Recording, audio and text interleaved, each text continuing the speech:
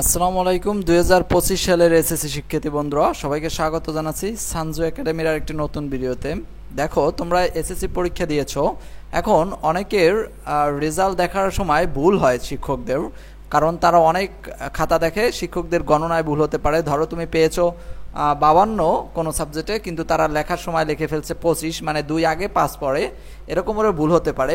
এজন্য তোমার রেজাল্টটা যদি খারাপ এসে যায় তখন তুমি কি করবা, কিভাবে রেজাল্টটা বাড়িয়ে নেবা সেটাই দেখাবো। এরকম একটা সিস্টেম প্রতি বছরই চালু থাকে, অনেক স্টুডেন্ট জানে না, যার কারণে তাদের রেজাল্ট এরকম কমই থাকে।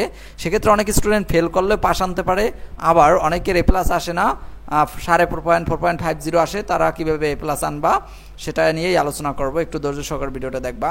দেখো, এখন তোমরা যে স্ক্রিনে দেখতে পাচ্ছ যে লিস্টটা, এটা হচ্ছে গত বছরের অর্থাৎ 2024 সালের রেজাল্টের। 2024-এর এই যে দেখতে পাচ্ছ এক্সাম, এসএসসি এক্সাম 2024-এর, যাদের এরকম ভুল হয়েছিল তাদের এটা শিট, অর্থাৎ চেঞ্জ রেজাল্ট অনলি। দেখো, প্রিভিয়াস জিপিএ, এই যে রোল এই পাশে দেওয়া আছে, রোলটা, এই রোল নম্বরের ইনি তার প্রথমে জিপিএ প্রকাশ করেছিল শিক্ষা বোর্ড থেকে 4.94, কিন্তু সে বোর্ড চ্যালেঞ্জ করেছে যে আমি কম পেতে পারি না, আমার এ প্লাস উঠবে। বোর্ড চ্যালেঞ্জ করার পর দেখো তার খাতা আবার দেখা হয়েছে, চেক করে আবার দেখার পর কিন্তু সে এ প্লাস পেয়েছে, অর্থাৎ কারেন্ট জিপিএ হচ্ছে এ প্লাস, জিপিএ 5। ঠিক আছে, এরপরে এই একজনে পাইছিল এ মাইনাস পাইছিল এটাই, পরবর্তীতে কিন্তু তার এ আসছে, অর্থাৎ 5 আসছে।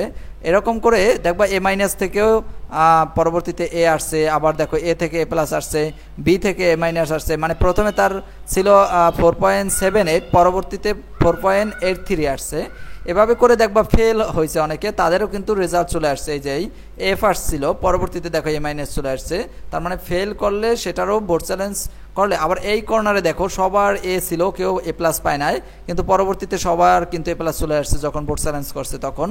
এভাবে করে বোর্ড চ্যালেঞ্জ করার সুযোগ থাকে। এখন বোর্ড চ্যালেঞ্জ তুমি কিভাবে করবা এবং সেটার প্রসেসটা কি এবং কখন করবা সেটা নিয়ে আমি ভিডিও দেব, সেটা কিন্তু দেখা যাবে তোমার রেজাল্ট প্রকাশের পর। এখন আমি যখন ভিডিওটা বানাচ্ছি তখন হচ্ছে মে মাসের 27 তারিখ, এখন পর্যন্ত তোমাদের এসএসসির রেজাল্ট 25-এর দেয় নাই, যার কারণে আমি দেখাতে পারছি না যে কীভাবে তোমরা বোর্ড চ্যালেঞ্জ করবা। যখনই তোমাদের রেজাল্টটা পাবলিশ হবে তারপরেই আমি এটা নিয়ে একটা ভিডিও দেবো যে কীভাবে তুমি বোর্ড চ্যালেঞ্জ করবা, এবং তোমার রেজাল্ট যদি কম আসে তুমি তাহলে পয়েন্টটা কীভাবে বাড়িয়ে নেবা। এজন্য চ্যানেলটি সাবস্ক্রাইব করে রাখো এবং ভিডিওটা বন্ধুদের কাছে শেয়ার করো, তারাও উপকৃত হবে। তাহলে আমি যখন ভিডিওটা ছাড়বো ওটা তুমি পেয়ে যাবা সাথে সাথে, চ্যানেলটা সাবস্ক্রাইব করা থাকলে। সকলকে ধন্যবাদ, আশা করি সবার রেজাল্ট ভালো হোক, সবার জন্য শুভকামনা রইল।